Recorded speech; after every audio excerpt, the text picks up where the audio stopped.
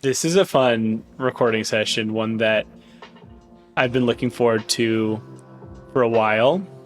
I think it's going to be interesting to tell, just in this conversation, to talk about Sunlove as a company, how that started, and then maybe get into a little bit more about our entrepreneurial backgrounds and all of the kind of the ecosystem, for lack of a better word, of projects that are going on. Yeah, 100%. I think, a lot of what we're doing here at Story of a Startup is telling the story of this current startup that we're working on, which is called Sunlove, and wanted to take a minute today to talk a little bit more about that and get everybody up to speed on kind of where we're at in the process of that. So if you want, I could start by just sort of giving a little bit of a background on the project and like kind of maybe where the idea came from and where we're at in the process. If that sounds good. So yeah, for sure. Let's do it. So basically, the idea for Sunlove is a skincare brand, and it's a skincare brand designed around sun care specifically, but it's not focused on sunscreen or like SPF products, stuff like that. It's taking a more holistic approach to sun care. So what that means to me is basically like, what are other ways that you can care for your skin in relation to the sun that aren't necessarily just layering on sunscreen, which has a whole, depending on what sunscreen you're using, a whole slew of potentially harmful effects on your skin and your health. So the idea originally came to me because I've always been into skincare personally. It's just something I've always enjoyed, like taking care of my skin.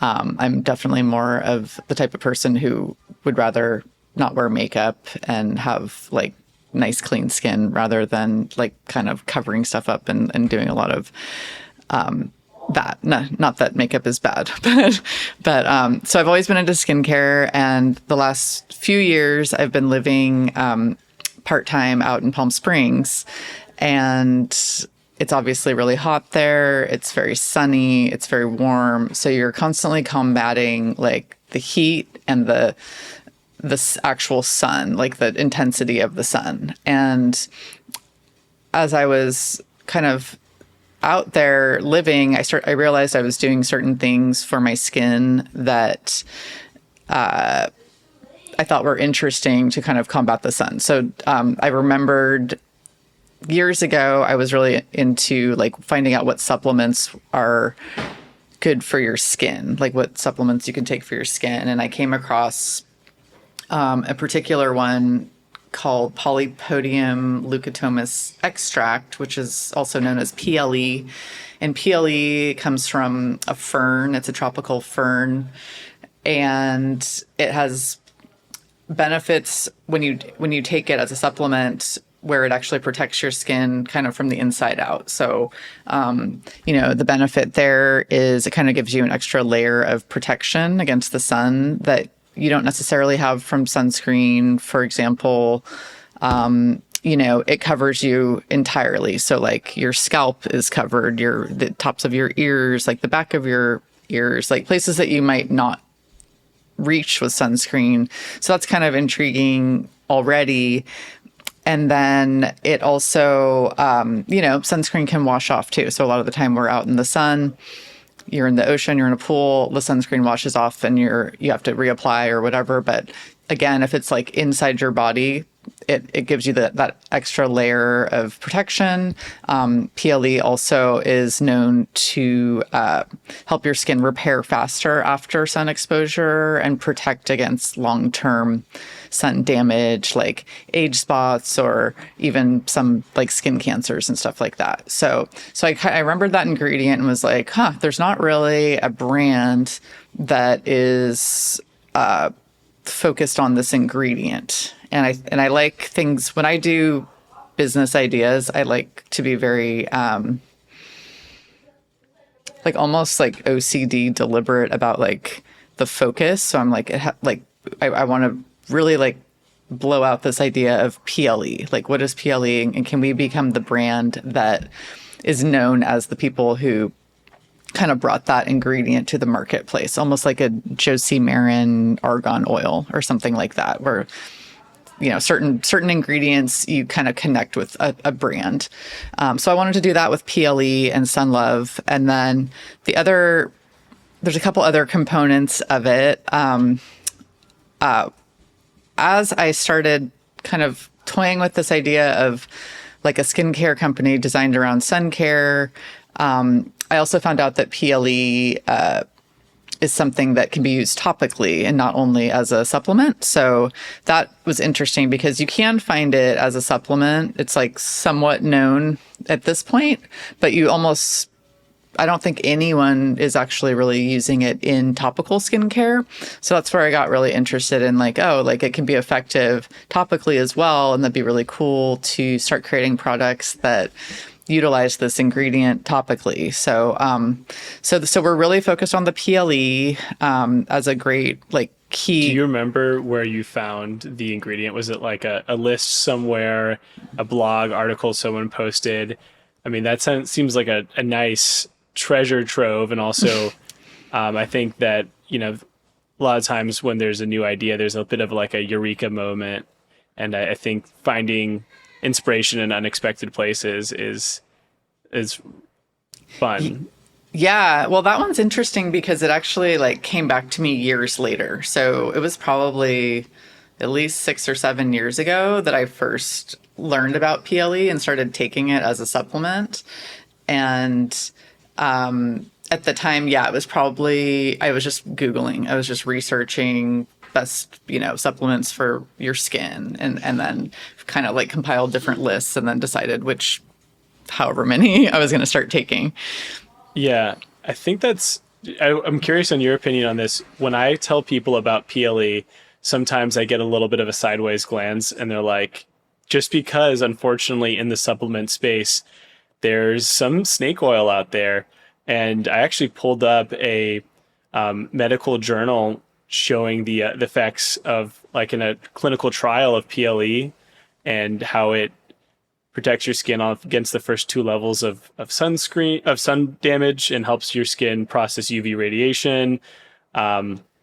It doesn't have any harmful effects because of that. And I was just like, hey, here's a study. Do you ever run across that? Or like when you're trying to explain PLE to people, have you run across people being skeptical? Not too much, but also that's always going to be a factor in anything you're doing, which is good because it forces you to kind of evaluate your own thoughts on the topic or whatever. And yeah, I mean, and I do think with PLE though, especially ingestible version, there is a lot of research. I've done a ton of research on it, and there are numerous studies that basically point to it being effective. So I am not a scientist or a doctor and don't play one on TV, I'm not going to pretend I know everything, but it's my feeling on it is it's up to the consumer at the end of the day. Like, we're creating a clean product with an ingredient that we feel is effective and good for them. And there is a lot of backing on those facts. But I don't know. It's kind of like people can choose if they want to take it based on their own research, I guess. I thought when I was doing Hotbox, I worried about that a lot too, because we were basically like creating an infrared sauna studio. And I was really worried before we opened, because I'm not an expert necessarily, of like what I was going to have to answer to like health questions wise. And there are those, but my experience is people do their own research these days, and then they come to a product or an experience or like Hotbox, already knowing what they want, I guess. I'm curious. Well, I would say that I support that assertion, because basically, I think one thing I've always been really impressed with you as an entrepreneur, Jessica, and the ideas that you advocate for is these. You're basically going out there and saying, I want a product that solves this problem for me. So you're creating it, you're researching it, and you're making sure that it's something that has a net positive impact, or at least even in the case of ice cream, right? It's farmers market, seasonal, organic, and it brings a lot of values that makes indulgence better for you, which is a hard proposition to strike. And I think that I've always been impressed that you do that. So I think with the PLE too, I know that you wouldn't just say, oh, here's an ingredient without researching it and being satisfied with the claims yourself. Right, right. That said, like topically, there's a lot less research. So it's kind of like cool that we're able to create products with it. And it has been shown to be effective topically. There's just not as much research on that. So that one is a little bit more of like a leap of faith, I guess, for us to create. And then hopefully over time, we'll be able to do more and more of our testing, on that. But yeah, as a ingestible supplement, there's a ton of research. So I feel confident on the ingredient as a whole. The other thing with Sunlove is like a big focus of the brand is this idea of taking a sun positive approach to sun care. I feel like this is actually like our biggest niche as a brand, even more than the fact that we're the people who are bringing PLE to the marketplace in an interesting and elevated way. I think the sunscreen, sun care industry is very much fear driven. And it's something that's very interesting to me to take a totally different approach to that and focus on the positive benefits of the sun, because there is no sun care brand out there that's doing that right now. It's all cover up your skin, like the sun's going to hurt you. It's very dangerous. Like here's some sunscreen, like block, shield, whatever. But at the same time, when I tell people, well, there's like actually a lot of amazing health benefits of the sun too. It's good for your mental health, your mood. It's good for your bones. It's good for your sleep. It actually is good for your skin. Like there's all these different things that it's actually really healthy and like important to get good sun exposure.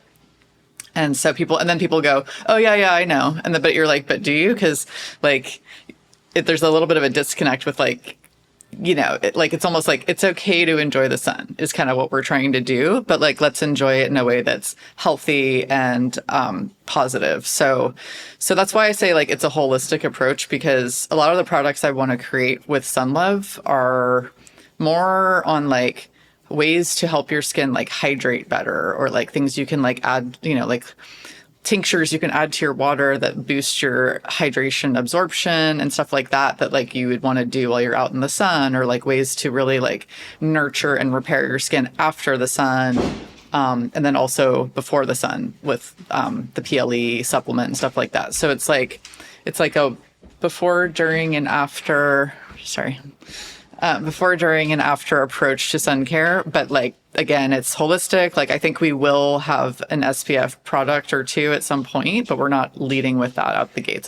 There's enough of that out there. So again, just trying to find like the niche. So it's like, because one thing people will say a lot is like, ooh, why would you get into skincare? It's so saturated and it's so hard to be successful. And you hear a lot of that. And it's like, but so's ice cream, so's whatever. Like every industry has that, and every industry has the naysayers. But I think it is important when you are going into like a saturated market that you have like a really strong niche and you can just like own your lane within that.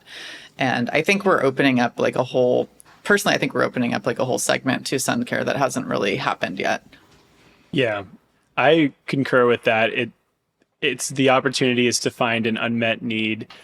Personally, we've been working on Sunlove for Well, you've really been leading the charge now for over 2 years of just work. And I know that you've spoken with people about this and done research on the need. But when I've mentioned it to people, they're like, when can you send me a sample? When can I try the product?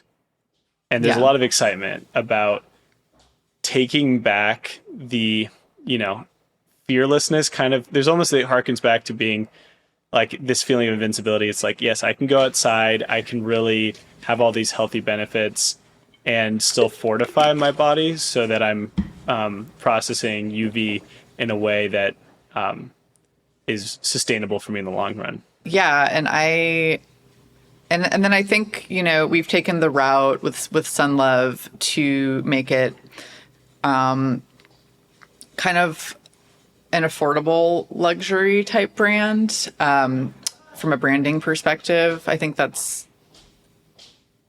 an interesting decision we've made.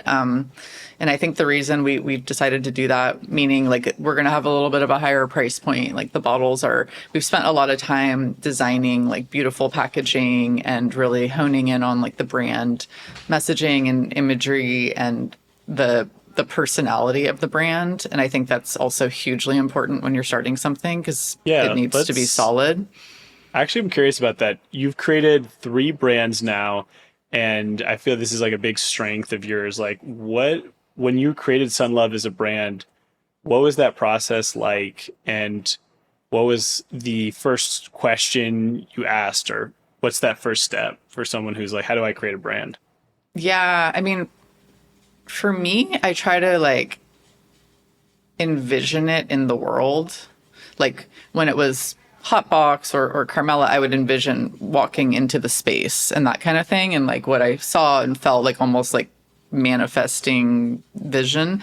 This is a little different because it's a product, not a location, but it's the same idea. It's like, what does the product look like? Like, who are the customers? Where would you buy it? Where does it fit in? What should it feel like? Like, what's the right energy? Sunlove is based in Palm Springs. So what's that mean? And like, what's the personality behind the brand? So I just do like a lot of brainstorming initially of like all those different factors and a lot of like Pinterest kind of stuff, or like finding like inspirational images or products or other companies that I like how they've cohesively created a brand. I think brand cohesiveness is Stickiness. it is so important. The stickiness. Yeah. Yeah. The gravity factor when you're like, okay, this has like a purpose and a meaning, and it's something I can associate myself with as a consumer, right? Yeah, and also like I just personally, and maybe this is why it's one of my strengths, I like a solidly branded company. Like I just do. I think it's so much harder to achieve than it seems like it does, because when it comes off right, it looks almost seamless. But if you think about it, like there's so many like janky brands out there that just like don't have no concept of like tying it all together in a way that makes sense, and it's almost like using like 8 different kinds of font and not knowing which one you're going to commit to, and it just so I just think it's hugely important to spend that time really visualizing that. And I'm not a graphic designer or actually have pretty much like no artistic skills whatsoever, but I can identify good work. And so I just have tried to work with people who are really good. So like one of the initial things that I always do when starting a company is create just like almost like a visionary deck of the brand, to start like not only to help other people wrap their head around it, but even myself to really be like, what are all the components that need to be thought through, and like what does that look like visually? Mm-hmm. Yeah, maybe that's something we can, once we're further along, I think that could be useful to include for listeners to have as like a resource. It's like, this is like everyone who has an idea for a company, this is like a really useful tool. It's like, you don't need to build your final product. Don't get scared about like, if you had said at the beginning, like, okay, I just need to make the mist right now, you're never going to get anywhere, because that's crazy. Like, start with a wireframe, start writing, right? Start imagining, and then it will make sense to you. Yeah, 100%. It's yeah. No, you have to do it that way. And it is tempting. It's always frustrating and always takes so much longer than you want it to also. Especially in this case, I do feel like I've been working on this forever, but I also have been working on it very part-time. And there have been phases over the last 2 years where I've had to like set the entire thing down for like several months at a time. So, well, I stepped away for like 9 months at one point, right? Yeah. And then I did for maybe 6 months. So yeah, it's just life happens. And especially when you're basically like, this is a side hustle for both of us. And it's doable. I think that's part of what we're trying to show people with this, is that you can do it. It's just, I mean, it would go a lot faster if you had a free schedule and all the money in the world to implement something, obviously, but you work with what you've got. So we're on our timeline, and I think it's okay in a lot of ways that things have slowed down at certain points, because there were past iterations of the brand and the product, even like packaging and just different things that I'm thinking back to now that like we weren't there yet. And so sometimes things slow to the pace that's necessary for you to like implement something properly. Well, I remember for us, I think we're both happy to talk about any part of the business process. Part of the reason is because we wanted to work with a chemist or someone who could create a formula that we owned, right? Something that was that idea, that piece of technology that's a little bit different in the market, that gives you a bit of that first mover advantage. And I'm really proud of that process. I think that it really is important, like, even if it is a side hustle, like not settling for just because you want to move it along, right? You have to like, if it's not right in this phase, then we can kind of circle the wagons a little bit, so to speak. Yeah. And it doesn't mean that there's not other ways to be entrepreneurial with this type of project either, because I know people who have been super successful taking a very different approach than what we're taking. I think, again, my strength and where I feel like I bring the most value is making a nice brand and having quality, interesting products. I'm good at that, but like, I'm thinking of a friend of mine who just started a supplement company, didn't really care, basically like slapped private label stickers on a bunch of different supplements, sold them, made a killing on Amazon, ended up selling his business for a ton of money, and never had to worry about marketing because it was never about the brand. And part of that's totally appealing and sounds really cool. It's just not really like me, I guess. Like, as much as I want to be able to just like turn and burn kind of, like, it's just not, I don't think it's quite in me. I think we have too much of like an artistic upbringing from like dad, or I don't know what it is, but it's a little precious. But I think that can also be a filmmaker, by the way. Yeah. Our father is a filmmaker since he was like 8 years old or something. Like for eternity, and still is. Yeah. And but so that definitely got ingrained to me in terms of like, kind of like having a love for what you're creating, rather than just like kind of down and dirty cash. Not that there's anything wrong with that. It's just not what we're doing here. It's like you need to be able to exploit your unfair advantage, or what gives you a competitive advantage. And for your friend, it might be that he's really good at identifying and scaling and creating a brand around supplements. But for you, it's really like you can create a very strong brand, and you care so much about wellness that you're already thinking about that. So for anyone who's thinking about where do I start, it's like, find the thing that you know more about than anyone else, where you're an expert, or where you have where your skill set and your strengths are, and you can build a team around you to support that, I think. Yeah, and like I said, we're taking like a more nuanced approach to like our brand. Like it's not gonna be in every Rite Aid or CVS or like Walgreens or whatever across the country. It's not necessarily that brand. It's like more high end. But if you start thinking about it, it's okay too to do it that way because there's a lot of brands that do it that way and do really well, but also B, it's when you start doing the math, it's like you can still make good money and be passionate about what you've created. It doesn't have to be one or the other. It's just there's kind of like room for all of the above. Yeah, it's so true. If I'm following the story, so Sunlove is created, and then where we were going almost naturally is you were talking about, you were saying you started with kind of creating this team, right? So you're working with a graphic person, you were working with a chemist. Was the process of building a team or getting to the next stage or the prototype of Sunlove like? Yeah, it's been a journey in itself by this point. It's how did it I mean, yeah, like I always start with the branding, so that was sort of like the first piece that I went to figure out. I initially went to my friend Ty Matson, who did my branding for Hotbox, like the full brand. He also actually did Carmela. We like retroactively went back and redid my logo and all the branding for that brand years ago with him.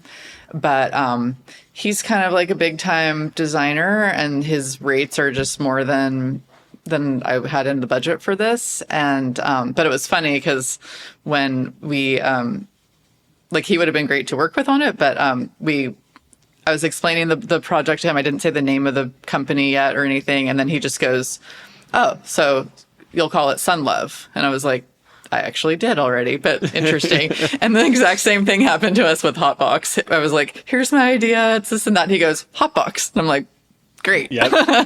But anyway, but I ended up not going with him because he was too expensive. Fine. So then you have to then I had to go out and find another person. We ended up with a really great designer who's just, I think, just amazing work, and she has been really great at like doing the what's the word, like just the whole brand entirely, like just some people are good at like a logo, like, but she's good at she's been really great at helping conceptualize like the look and feel and taking like the it visual beyond identity. that. Yeah, so that is the first part, like, but that is the first step, like visual identity, kind of thinking through certain products. And then there's the other components after that are, then there's stuff like the business side, running numbers, like analyzing, what the sales are going to be and things like that. And that's not my area of expertise. So I had to go and get help in that department. And then you've kind of now come on and taken over that role for the company for the most part. So that's good. But like, I think, we've talked about it before, but it's just that whole like knowing your lane thing. So like I have no business in that lane, but I have business in other lanes. So we just had to like, Well, it's the vision. It's the kind of the mission and vision. It's like wanting the world to look in a way that will have a product in it, and what the company feels like in the brand, that I think makes it really exciting to work on and see. It's like, well, here's the ramp in terms of sales and actual product, SKUs being sold that we can take to get to being a $50 million company. And what does that look like? Well, that looks like, being like a big company, and that product being part of people's routines and people knowing it and people talking about it. And that's exciting because I think to your point, changing the conversation around sun care is an overall positive for people, right? Like, let's get people back outside. We're in the computers a lot. Yeah. Yeah. It actually, like, if you start thinking about it that way, it's like, it just sort of like collectively betters people. Like, the more people like feel good and are healthy, like the happier they are. And as we know, people treat other people the way they feel about themselves. And if they're feeling good physically, that all percolates into the world around us and improves things. So that was kind of my philosophy with Hotbox too. I guess Carmela too, but it's like, if you can make people feel better, like, that's just better for humanity, kind of, at the end of the day.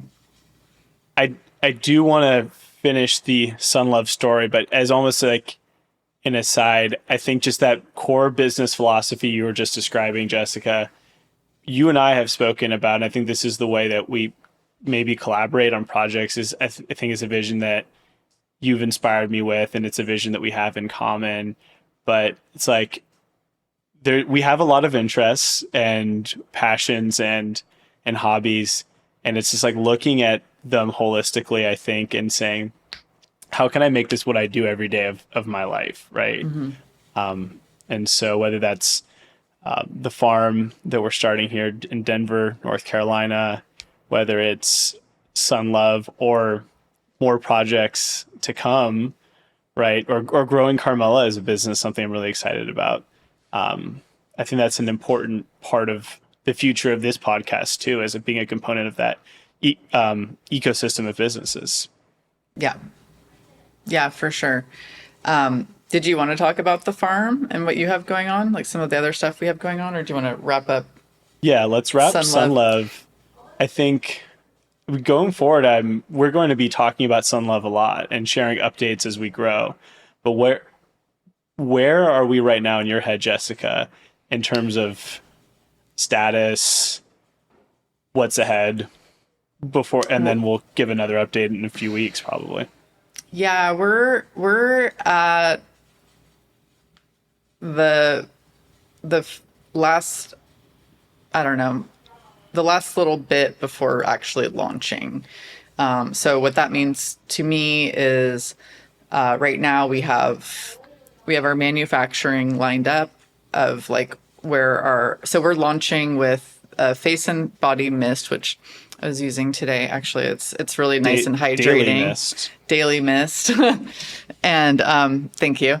The daily mist, and then the daily supplement. So we have two different manufacturers, one that's creating the supplement, there it is, and one that's creating the mist. And those need packaging. So right now we have designed our packaging. We have figured out who our vendor is going to be for our beautiful glass jars and bottles that we're using. And we have sample packaging getting printed right now, because we're going custom. We decided not to, well, unless we change our minds, but we decided not to label the bottles. We're going to have it be like imprinted on, because it has a higher end feel. So that's been just sort of like a process, kind of getting all that right. So we're at the very tail end of approvals on packaging.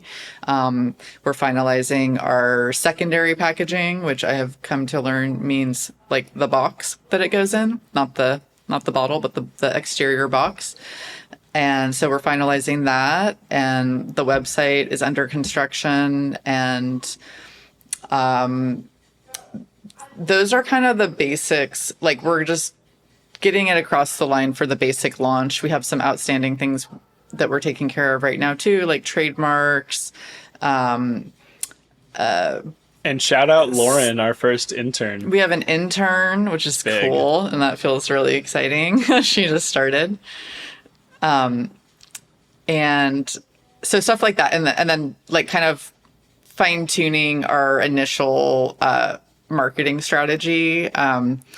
We ended up not going the route of like looking for a ton of funding out the gates, and decided to start with a proof of concept. And so our proof of concept is going to be creating, having these products available online, and in select retail initially. And the two I mentioned, and then there's a third, which is a face and body oil, a wet oil that's going to be applied after the sun. So we're launching with the first two, but then we're going to be adding a third into the mix to kind of fill out our trifecta of before, during, and after sun care.